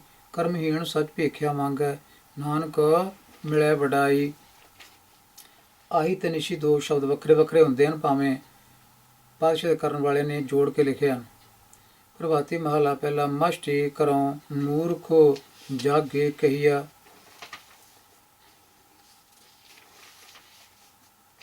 ਮਸਤੀ ਦਾ ਮਤਲਬ ਹੈ ਚੁੱਪ ਰਹਿਣਾ, ਖਾਮੋਸ਼ ਰਹਿਣਾ, ਖਾਮੋਸ਼ੀ। ਮਸਤੀ ਕਰਨ ਦਾ ਮਤਲਬ ਹੈ ਜੇ ਮੈਂ ਖਾਮੋਸ਼ੀ ਹੀ ਧਾਰੀ ਰੱਖਾਂ, ਜੇ ਮੈਂ ਚੁੱਪ ਰਹਾਂ। ਮੂਰਖ ਜਾਗੇ ਕਹੀਆ। ਜਗ ਮੈਨੇ ਜਗਤ ਵਿੱਚ ਕਹੀਆ ਮੈਨੇ ਕਿਹਾ ਜਾਂਦਾ ਹਾਂ, ਮੈਂ ਮੂਰਖ ਕਿਹਾ ਜਾਂਦਾ। ਆਦਿਕ ਬਕੋਂ ਤੇਰੀ ਲਿਵ ਰਹੀਆ। ਬਕੋਂ ਮੈਨੇ ਜਿਵੇਂ ਬੋਲਾਂ ਤਾਂ ਫਿਰ ਤੇਰੀ ਲਿਵ ਜਿਹੜੀ ਆ ਉਹ ਘਟਦੀ ਜਾਂਦੀ ਹੈ। ਆਦਿਕ ਬਕੋਂ ਤੇਰੀ ਲਿਵ ਰਹੀਆ ਭੂਲ ਚੂਕ ਤੇਰਾ ਦਰਬਾਰ। ਨਾਮ ਬਿਨਾ ਕੈਸੇ ਆਚਾਰ। ਆਚਾਰ ਦਾ ਮਤਲਬ ਹੈ ਭਾਈਚਾਰਕ ਰਸਮਾਂ, ਰੀਤਾਂ ਰਸਮਾਂ ਆਦਿਕ। ਐਸੇ ਝੂਠੇ ਮੁੱਠੇ ਸੰਸਾਰਾ ਨਿੰਦੁਕ ਨਿੰਦਾ ਮੁਝੈ ਪਿਆਰਾ। ਨਿੰਦੁਕ ਨਿੰਦਾ ਮੁਝੈ ਪਿਆਰਾ। ਨਿੰਦਾ ਮਤਲਬ ਹੈ ਜੋ ਨਾਮ ਸਿਮਰਨ ਨੂੰ ਨਿੰਦਦਾ ਹੈ। ਭਾਈਚਾਰਕ ਰਸਮਾਂ ਦੀ ਜਿਹੜੀ ਪਾਬੰਦੀ ਹੈ ਉਹਨੂੰ ਜ਼ਰੂਰੀ ਸਮਝਦਾ ਹੈ ਤੇ ਨਾਮ ਨੂੰ ਉਹ ਮਾੜਾ ਸਮਝਦਾ ਹੈ। ਉਹ ਹੈ ਨਿੰਦਾ ਦਾ ਅਰਥ। ਨਿੰਦੁਕ ਦਾ ਮਤਲਬ ਹੈ ਜਿਹੜਾ ਨਾਮ ਸਿਮਰਨ ਦੀ ਨਿੰਦਿਆ ਕਰਨ ਵਾਲਾ।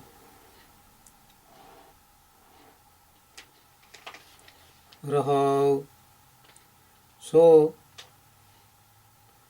ਸਤਿਗੁਰ ਕਹਿੰਦੇ ਹਨ ਜਿਹੜਾ ਸਿਰਫ ਕਰਮ ਕਾਂਡਾਂ ਨੂੰ ਉੱਚਾ ਸਮਝਦਾ ਹੈ, ਸਿਮਰਨ ਨੂੰ ਮਾੜਾ ਸਮਝਦਾ ਹੈ, ਉਹ ਨਿੰਦਿਆ ਕਰ ਰਿਹਾ ਸਿਮਰਨ ਦੀ। ਉਹ ਮਨੁੱਖ ਤੇਰੇ ਨਾਮ ਨੂੰ ਮਾੜਾ ਕਹਿੰਦਾ ਹੈ, ਪਰ ਤੇਰੀ ਮਿਹਰ ਹੈ ਕਿ ਮੈਨੂੰ ਤੇਰਾ ਨਾਮ ਹੀ ਪਿਆਰਾ ਲੱਗਦਾ ਹੈ। ਨਿੰਦਕ ਉਹ ਨਿੰਦਾ ਹੈ।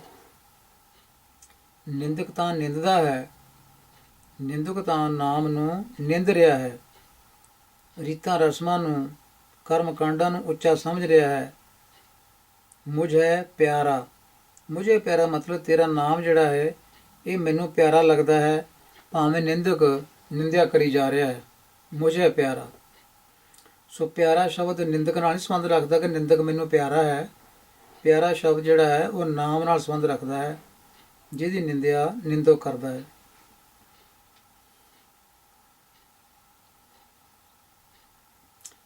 ਰਹਾਉ ਜਿਸ ਨਿੰਦ ਹੈ ਸੋਈ ਵਿਧਿ ਜਾਣੈ, ਗੁਰ ਕੈ ਸ਼ਬਦ ਦਰ ਨਿਸ਼ਾਨੈ, ਕਾਰਨ ਨਾਮ ਅੰਤਰ ਵਿਧਿ ਜਾਣੈ, ਜਿਸ ਨੂੰ ਨਦਰ ਕਰੇ ਸੋਈ ਵਿਧਿ ਜਾਣੈ। ਮੈਂ ਮੈਲਾ ਉਜਲ ਸੱਚ ਸੋਏ, ਉਤਮ ਆਖ ਨ ਉੱਚਾ ਹੋਏ, ਮਨ ਮੁਖ ਖੂਲੇ ਮਹਾ ਵੇਖੋ ਖਾਏ, ਗੁਰਮੁਖੇ ਹੋਏ ਸੋ ਰਾਚੈ ਨਾਇ।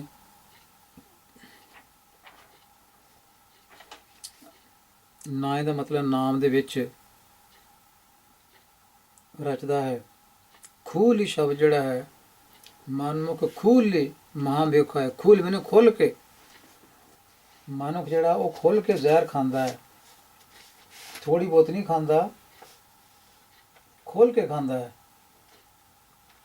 ਸੋ ਤਾਂ ਖੂਲੀ ਸ਼ਬਦ ਜੋ ਹੈ, ਇਹਨੂੰ ਥੋੜਾ ਜਿਹਾ ਕੱਖੇ ਨੂੰ ਅਧਕ ਵਿੱਚ ਰਲਾ ਕੇ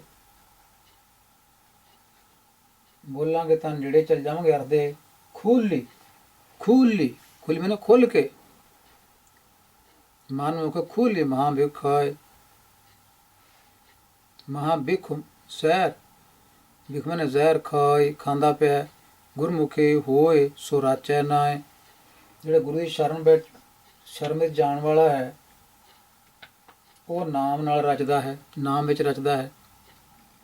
ਅੰਧੋ ਬੋਲਾ ਮੁਗਧ ਗਵਾਰੋ, ਹੀਣੋ ਨੀਚ ਬੁਰਾ ਬੁਰਿਆਰੂ, ਨੀ ਧਨ ਕੋ ਧਨ ਨਾਮ ਪਿਆਰੋ, ਇਹ ਤਨ ਸਾਰੂ ਹੋਰ ਵਿਖਿਆ ਚਾਰੂ।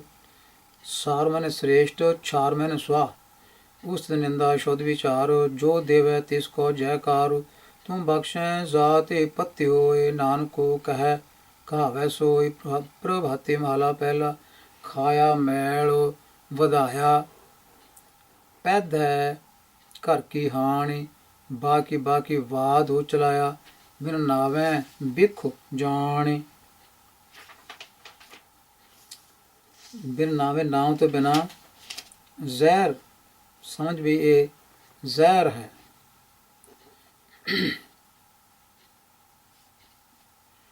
ਸੋ ਸਿਮਰਨ ਛੱਡ ਕੇ ਜਿਉਂ-ਜਿਉਂ ਬੰਦਾ ਖਾਇਆ ਮੈਲ ਵਧਾਇਆ, ਦੁਨੀਆ ਦੇ ਸਵਾਦਲੇ ਪਦਾਰਥਾਂ ਦਾ ਆਨੰਦ ਮਾਣਦਾ ਹੈ, ਤਿਉਂ-ਤਿਉਂ ਇਹ ਜਿਹੜਾ ਜੀਵ ਦਾ ਚਸਕਾ ਹੈ ਖਾਣ ਦਾ, ਤੇ ਇਹ ਮੈਲ ਆਪਣੇ ਅੰਦਰ ਇਹ ਵਧਾ ਰਿਹਾ ਹੈ, ਵਧਾਈ ਜਾਂਦਾ ਹੈ। ਮੈਲ ਵਧਾਇਆ, ਖਾਇਆ ਮੈਲ ਵਧਾਇਆ, ਪੈਦਾ ਘਰ ਕੀ ਹਾਣੀ। ਤੇ ਫਿਰ ਇਹ ਪੈਦੇ ਮੈਨੇ ਪਹਿਨਣ ਦੇ ਚੱਕਰ ਵਿੱਚ ਵੀ, ਰੰਗ ਬਿਰੰਗੇ ਕੱਪੜੇ ਪਹਿਨਣ ਚੱਕਰ ਵਿੱਚ ਵੀ ਫਸਿਆ ਹੋਇਆ ਰਹਿੰਦਾ ਹੈ। ਤੇ ਇਸ ਤਰ੍ਹਾਂ ਘਰ ਕੀ ਹਾਣੀ, ਘਰ ਕੀ ਹਾਣ ਦਾ ਮਤਲਬ ਹੈ ਇਹ ਫਿਰ ਆਪਣੇ ਆਤਮਿਕ ਜੀਵਨ ਨੂੰ ਸੱਟ ਹੀ ਇਹ ਮਾਰਦਾ ਹੈ, ਹਾਨੀ ਹੁੰਦੀ ਹੈ, ਆਤਮਿਕ ਜੀਵਨ ਦੀ ਹਾਨੀ ਇਹ ਕਰਦਾ ਹੈ। ਬਾਕੀ ਬਾਕੀ ਬਾਦ ਚਲਾਇਆ, ਬਿਨ ਨਾਵੇਂ ਵੇਖੋ ਜਾਣੀ। ਤੇ ਇਸ ਤਰ੍ਹਾਂ ਬਹੁਤਾ ਬੋਲ ਬੋਲ ਕੇ ਦੂਜੇ ਨਾਲ ਝਗੜਾ ਵੀ ਕਰ ਲੈਂਦਾ ਹੈ, ਬਾਦ ਚਲਾਇਆ ਝਗੜਾ। ਸੋ ਇਸ ਤਰ੍ਹਾਂ ਬਿਨ ਨਾਵੇਂ ਬਿਖ ਜਾਣ, ਸਿਮਰਨ ਵੱਲੋਂ ਹਟ ਕੇ ਨਾਮ ਭੁਲਾ ਕੇ ਇਹ ਸਮਝ ਲਓ ਜ਼ਾਹਰ ਇਕੱਠੀ ਕਰਦਾ ਪਿਆ ਹੈ। ਬਾਬਾ ਐਸਾ ਬਿਖਮ ਜਾਲੇ ਮਨ ਵਾਸਿਆ, ਬਿਬਲ ਝਾਗੇ ਸਹਿਜੇ ਪ੍ਰਗਾਸ਼ਿਆ ਰਹਾਉ।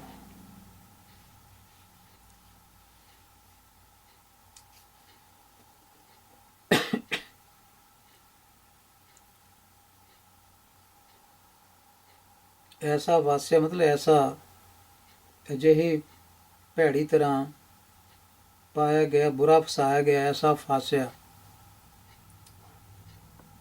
ਬਾਕੀ ਬਾਕੀ ਬਾਦ ਚਲਾਇਆ, ਬਿਨ ਨਾਵੇ ਬਿਖ ਜਾਣ। ਬਾਬਾ ਐਸਾ ਬਿਖਮ ਜਾਲ ਮਨ ਵਾਸਿਆ, ਬਿਬਲੂ ਝਾਗੇ ਸਹਿਜ ਪ੍ਰਗਾਸ਼ਿਆ। ਝਾਗ ਦਾ ਮਤਲਬ ਹੈ ਝਾਗ ਕੇ, ਬਿਬਲ ਦਾ ਮਤਲਬ ਹੈ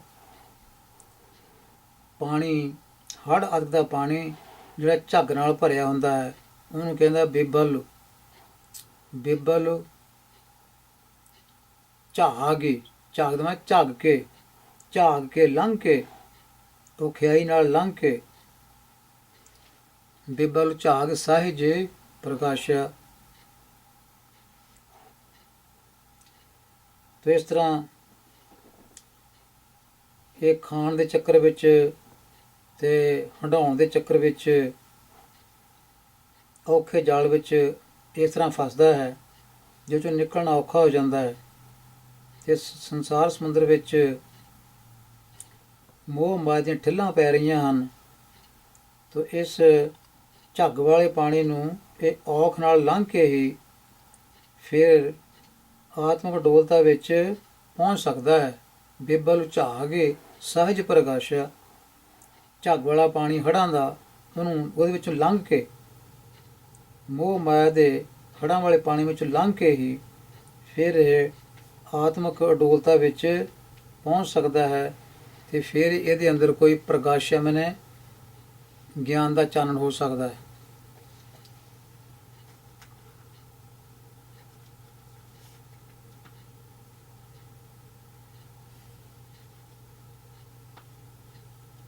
ਝਾਗ ਸ਼ਬਦ ਤੋਂ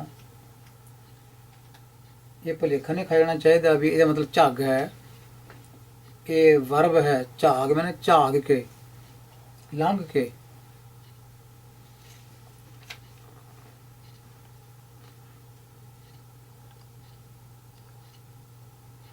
ਰਹਾ ਬਿਖ ਖਾਣਾ ਬਿਖ ਬੋਲਣਾ ਬਿਖੀ ਕਾਰ ਕਮਾਏ ਜਮਦਰ ਬਾਦੇ ਮਾਰੀਆਂ ਛੋਟੇ ਸਾਚੈ ਨਾਏ ਜੇ ਵਾਇਆ ਤਿਵ ਜਾਏ ਸੀ ਕੀਆ ਲਿਖ ਲੈ ਜਾਏ ਮਾਨੋ ਕੇ ਮੂਲ ਗਵਾਇਆ ਦਰਗਾ ਮਿਲਿਆ ਸਜ਼ਾਏ ਜਗ ਖੋਟਾ ਸੱਚ ਨਿਰਮਲਾ ਗੁਰ ਸ਼ਬਦੀ ਵਿਚਾਰੇ ਤੇ ਨਰ ਵਿਰਲੇ ਜਾਣੀਐ ਜਿਨ ਅੰਤਰ ਗਿਆਨ ਮੁਰਾਰੀ ਅਜਾਰੂ ਜਰੈ ਨੀ ਝਾਰੂ ਚਰੈ ਅਮਰ ਆਨੰਦ ਸਰੂਪ ਨਾਨਕੋ ਜਲ ਕੋ ਮੀਨ ਸੈ ਥੇ ਭਾਵੈ ਰੱਖੋ ਪ੍ਰੀਤ।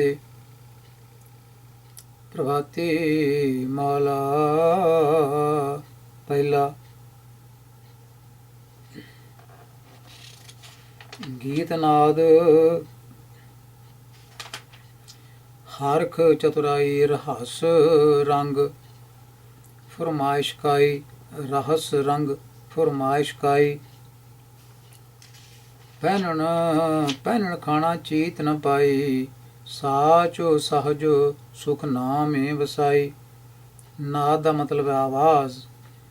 ਗੀਤ ਨਾਦ ਗੀਤ ਗਾਉਣੇ। ਹਰਖ ਨਾਲ ਖੁਸ਼ੀਆਂ। ਰਸ ਦਾ ਮਤਲਬ ਆਨੰਦ ਚਾਓ ਰਹਸ। ਕਿਆ ਜਾਣਾ ਕਿਆ ਕਰੇ ਕਰਾਵੇ ਨਾਮ ਬਿਨਾ ਤਾਨੀ ਕਿਛ ਨਾ ਸੁਖਾਵੇ ਰਹਾਉ ਜੋਗ ਵਿਨੋਦ ਸਵਾਦ ਆਨੰਦਾ। ਸਵਾਦ ਸ਼ਬਦ ਸੱਸੇ ਨੂੰ ਸਿਆਰੀ ਗੁਰਮੁਖ ਇੱਥੇ ਰੌਂਗ ਪਈ ਹੋਈ ਹੈ। ਇਹ ਛਾਪੇ ਦੀ ਮਿਸਟੇਕ ਹੈ। ਮਾਤੇ ਸਤ ਭਾਏ ਭਗਤੀ ਗੋਬਿੰਦਾ ਕੀਰਤੀ ਕਰਮਕਾਰ ਨਿਜ ਸੰਦਾ ਅੰਤਰੇ ਰਬ ਤੋ ਰਾਜ ਰਵਿੰਦਾ। ਪ੍ਰਿਯੋ ਪ੍ਰਿਯੋ ਪ੍ਰੀਤੇ ਪ੍ਰੇਮੇ ਉਰਤਾਰੀ ਤਿਨਾ ਨਾਥ ਪਿਓ ਬਨਮਾਰੀ ਅੰਤਰ ਨਾਮ ਦਾਨ ਬ੍ਰਤਕਾਰੀ ਤ੍ਰਿਪਤੀ ਤਰੰਗ ਤਤ ਵਿਚਾਰੀ। ਕਥੋਂ ਕਿਆ ਮੈਂ ਜ਼ੋਰ ਭਗਤੀ ਕਰੀ ਕਰਾਏ ਮੋਰ ਅੰਤਰੀ ਵਸੈ ਚੁਕੈ ਮੈਂ ਮੋਰ ਕਿਸੇ ਵੀ ਦੂਜਾ ਨਹੀਂ ਹੋਰ। ਗੁਰ ਕਾ ਸ਼ਬਦ ਮਾਰਸ ਮੀਠਾ ਐਸਾ ਅੰਮ੍ਰਿਤੋ ਅੰਤਰੀ ਡੀਠਾ ਜਿਨ ਚਾਖਿਆ ਪੂਰਾ ਪਾਦੁ ਹੋਏ ਨਾਨਕ ਧਰਾਪਿਓ ਤਾਨੇ ਸੁਖ ਹੋਏ। ਪ੍ਰਭਾਤੀ ਮਹਲਾ ਪਹਿਲਾ। ਅੰਤਰੀ ਦੇਖੇ ਸ਼ਬਦ ਮਨ ਮਾਨਿਆ ਅਵਨ ਰੰਗ ਨਹਾਰਾ ਆਹੀ ਨਿਸ਼ੇ ਜੀਆਂ ਦੇਖੇ ਸੰਭਾਲੇ ਤਿਸਹੀ ਕੀ ਸਰਕਾਰਾ। ਇਹ ਸ਼ਬਦ ਵੱਖਰੇ ਵੱਖਰੇ ਹੁੰਦੇ ਹਨ। ਇਹੀ ਦਾ ਮਤਲਬ ਹੁੰਦਾ ਦਿਨ। ਨਿਸ਼ੇ ਦਾ ਮਤਲਬ ਰਾਤ। ਦੋਵੇਂ ਸ਼ਬਦ ਸੰਸਕ੍ਰਿਤ ਹਨ ਪਰ ਪਾਤਸ਼ਾਹ ਕਰਨ ਵਾਲੇ ਨੇ ਇਕੱਠੇ ਕਰਕੇ ਲਿਖੇ ਹਨ। ਸਰਕਾਰ ਦਾ ਮਤਲਬ ਹੈ ਹਕੂਮਤ ਜਾਂ ਬਾਦਸ਼ਾਹੀ। ਤਿਸ ਹੀ ਕੀ ਸਰਕਾਰਾ ਭਾਵ ਹਕੂਮਤ। ਮੇਰਾ ਪ੍ਰਭ ਰਾਂਗੇ ਘਣੋ ਆਤੇ ਰੂੜੋ ਦੀਨ ਦਿਆਲ ਪ੍ਰੀਤ ਮਨ ਮੋਹਨੋ ਆਤੇ ਰਾਸ ਲਾਲ ਸੁਗੂੜੋ ਰਹਾ। ਸੁਗੂੜਾ ਮਤਲਬ ਸੌਜ ਮ ਗੂੜੋ ਗੂੜੇ ਲਾਲ ਰੰਗ ਵਾਲਾ। ਪ੍ਰਭੂ ਪਾਤਸ਼ਾਹ ਰਹਾ। ਊਪਰਿ ਕੂਪ ਗਗਨ ਪਨਿਹਾਰੀ ਅੰਮ੍ਰਿਤ ਪੀ ਬਣਹਾਰਾ ਜਿਸकी ਰਚਨਾ ਸੋਭਿਤ ਜਾਣੈ ਗੁਰਮੁਖੀ ਗਿਆਨ ਵਿਚਾਰਾ। ਕੂਪ ਦਾ ਮਤਲਬ ਹੈ ਖੂਹ। ਉੱਪਰ ਮੈਨੇ ਉਤਾਂ ਸਭ ਤੋਂ ਉੱਚਾ ਕੂਪ ਖੂਹ, ਅੰਮ੍ਰਿਤ ਦਾ ਖੂਹ, ਨਾਮ ਅੰਮ੍ਰਿਤ ਦਾ ਜਿਹੜਾ ਖੂਹ ਹੈ ਸੋਮਾ, ਇੱਥੇ ਪਰਮਾਤਮਾ ਨੂੰ ਕਿਹਾ ਗਿਆ ਕੂਪ, ਉੱਪਰ ਕੂਪ, ਉੱਚਾ ਨਾਮ ਅੰਮ੍ਰਿਤ ਦਾ ਖੂਹ ਪਰਮਾਤਮਾ। ਗਗਨ ਮੈਨੇ ਆਕਾਸ਼, ਇੱਥੇ ਆਕਾਸ਼ ਦਾ 10ਵਾਂ ਦਵਾਰ ਹੈ। ਗਗਨ ਪਨਿਹਾਰੀ, ਸੋ ਗਗਨ ਦਾ ਪਾਣੀ ਭਰਨ ਵਾਲਾ ਜਿਹੜਾ ਉੱਚੀ ਬਿਰਤੀ ਵਾਲਾ ਹੈ ਉਹ ਗਗਨ ਪਨਿਹਾਰੀ ਉਹਨੂੰ ਕਿਹਾ ਗਿਆ।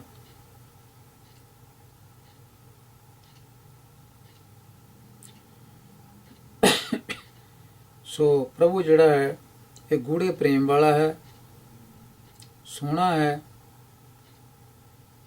ਤੇ ਤੀਨਾਂ ਉੱਪਰ ਦਇਆ ਵੀ ਕਰਨ ਵਾਲਾ ਹੈ,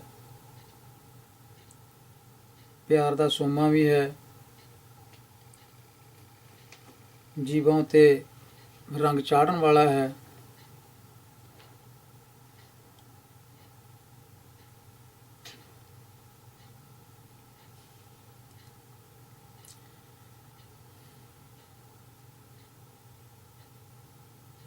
जिसकी रचना सो विधि जाने, गुरमुखी ज्ञान विचारा, पसरी किरणे रासे कमल पिगासे, शशिकारे सूर समाया। शशिकारी, शशि का मतलब चंद्रमा, सूर का मतलब सूरज, शशिकारी सूर समाया। काल विधुन से मन शाह मनि मारी, गुरु प्रसाद ही प्रभ हो पाया। तो इत्थे शशि का मतलब है चंद्रमा, चंद्रमा के घर विच शशि घारी सूर समाया। सूर का मतलब सूरज, सूरज का मतलब इत्थे तपश जिहड़ा तामसी सुभाव है, तृष्णा वाला सुभाव है, उन्होंने कहा गया इत्थे सूर।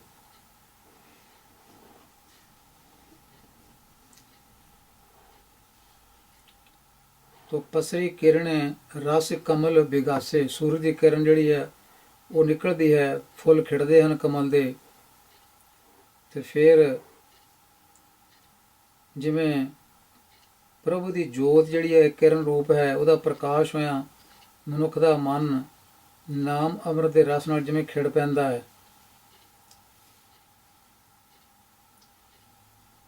ते शांत अवस्था दे विच मनुख दा तामसी सुभाव जिहड़ा वो समा जांदा है। तो शशि कर सूर समाया दा मतलब शशि ये शांति दा सूचक है, ठंड दा सूचक है, ते सूर ये तपश दा सूचक है। ਇਹਦਾ मतलब शांति दे विच, ठंड दे विच जिहड़ी तृष्णा है, गर्मी है, तामसी सुभाव है, वो ਉਹਦੇ ਵਿੱਚ ਸਮਾ ਜਾਂਦਾ है, शांत अवस्था ਵਿੱਚ चले जाता है।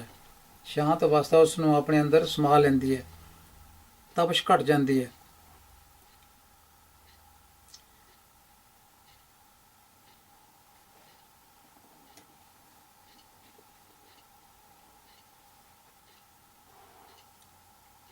आते रासे रंगे झलूले राते, दूजा रंग ना कोई, नानक रस ने रसाए राते, रवि रहा प्रभु सोई। प्रभाते महला पहला, 12 मह रावल खप जावें, 4 शेर मह सन्यासी, जोगी कापड़िया सिर खूथे, दुन शब्द है गाले फांसी। 12 मह रावल खप जावें, 12 का मतलब इत्थे जोगियां दे 12 पंथ ਹਨ, ਉਹਨਾਂ ਨੂੰ ਕਿਹਾ ਗਿਆ ਹੈ, ਜਿਨ੍ਹਾਂ ਵਿੱਚੋਂ ਰਾਵਲ ਜਿਹੜਾ ਉਹ ਜੋਗੀਆਂ ਦਾ ਇੱਕ ਪੰਥ ਹੈ 12 ਵਿੱਚੋਂ। ਸੋ ਇਹਨਾਂ 12 ਪੰਥਾਂ ਦੇ ਨਾਂ ਹੇਤੂ, ਪਾਵ, ਆਈ, ਗਮਿਆ। ਆਈ ਜਿਹੜਾ ਪੰਥ ਹੈ ਇਹਦਾ ਜ਼ਿਕਰ ਜਪਜੀ ਵਿੱਚ ਵੀ ਆਉਂਦਾ ਹੈ, ਆਈ ਪੰਥੀ ਸਗਲ ਜਮਾਤੀ ਮਨ ਜੀਤੈ ਜਗ ਜੀਤੋ। ਉੱਥੇ ਆਈ ਸ਼ਬਦ ਆਉਂਦਾ ਹੈ, ਆਈ ਪੰਥ ਦਾ ਜ਼ਿਕਰ ਆਉਂਦਾ ਹੈ। ਹੇਤੂ, ਪਾਮ, ਆਈ, ਗਮਿਆ, ਪਾਗਲ, ਗੋਪਾਲ, ਕੰਬੜੀ, ਬਾਨ, ਧਵਾਜ, ਚੋਲੀ, ਰਾਵਲ, ਦਾਸ, ਇਹਨਾਂ ਦੇ 12 ਪੰਥ ਹਨ। ਸੋ ਰਾਵਲ ਜਿਹੜਾ ਇਹ ਜੋਗੀਆਂ ਦਾ ਪੰਥ ਹੈ, ਜੋ ਅਲੱਖ ਕਰਦੇ ਹਨ ਤੇ ਘਰਾਂ ਵਿੱਚੋਂ ਜਾ ਕੇ ਉਹ ਭੀਖ ਮੰਗਦੇ ਹਨ, ਪਿੱਛਾ ਮੰਗਦੇ ਹਨ ਤੇ ਮੂੰਹ ਚੋਂ ਕਹਿੰਦੇ ਹਨ ਅਲਖ ਅਲਖ, ਇਸ ਤਰ੍ਹਾਂ ਕਰਦੇ ਜਾਂਦੇ ਹਨ।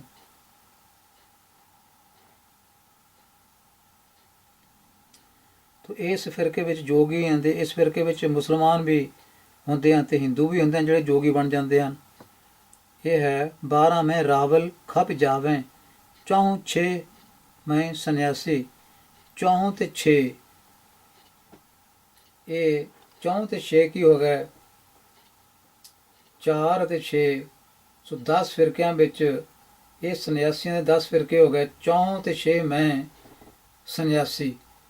4 6 ਮੈਂ 10 ਵਿੱਚ ਜਿਹੜੇ ਸੰਨਿਆਸੀ ਉਹ ਖਪ ਜਾਂਦੇ ਹਨ। ਇਹ ਸੰਨਿਆਸੀਆਂ ਦੇ ਵੀ 10 ਫਿਰਕੇ ਹਨ, ਜਿਵੇਂ ਜੋਗੀਆਂ ਦੇ 12 ਹਨ, ਸੰਨਿਆਸੀਆਂ ਦੇ 10 ਫਿਰਕੇ ਹਨ, ਜਿਨ੍ਹਾਂ ਵਿੱਚ ਤੀਰਥ, ਆਸ਼ਰਮ, ਵਨ, ਅਰਣਯ, ਗਿਰੀ, ਪਰਬਤ, ਸਾਗਰ, ਸਰਸਵਤੀ, ਭਾਰਤੀ ਅਤੇ ਪੁਰੀ, ਇਹ ਸੰਨਿਆਸੀਆਂ ਦੇ 10 ਫਿਰਕੇ ਹਨ।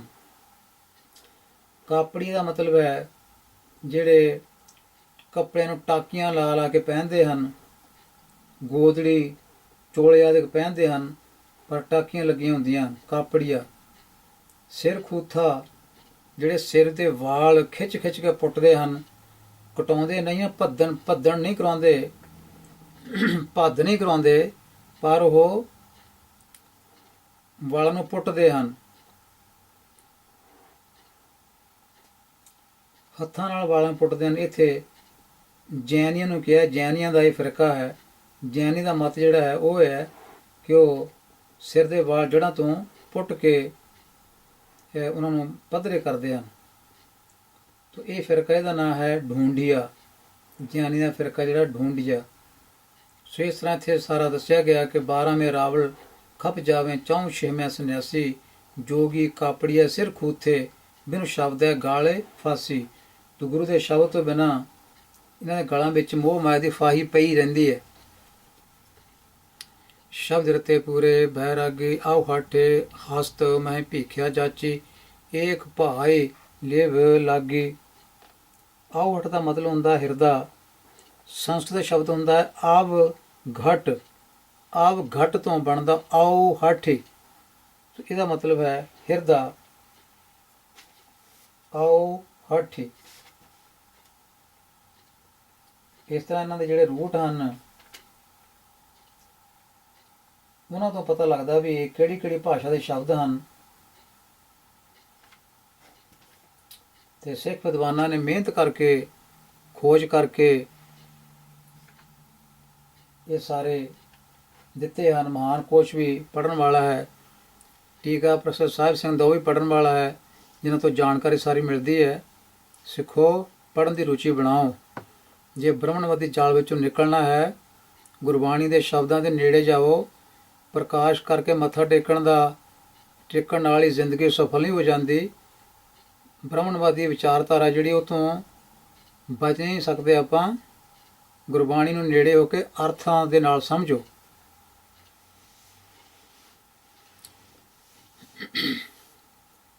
ਫਿਰ ਗਿਆਨ ਦਾ ਚਾਨਣ ਹੋ ਸਕਦਾ ਹੈ।